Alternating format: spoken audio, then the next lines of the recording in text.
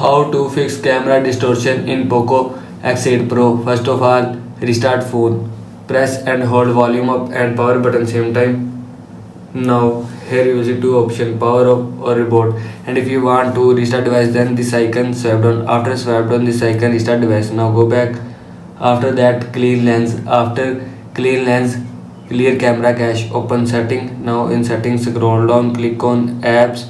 Now here you will see app search, camera app. Now click on camera app, scroll down and click on clear default. After click on clear default, camera will be clear cache from your phone. Now go back.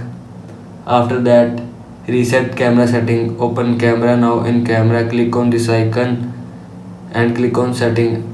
After click on setting, click on general, scroll down, click on other settings and click on restore default setting and click on OK. After click on OK, reset camera setting will be reset from your phone. Now go back.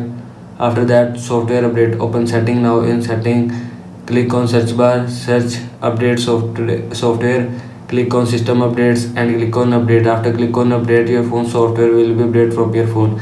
This is how you can fix camera distortion in Poco X8 Pro. I hope so you like this video and thanks for watching this video.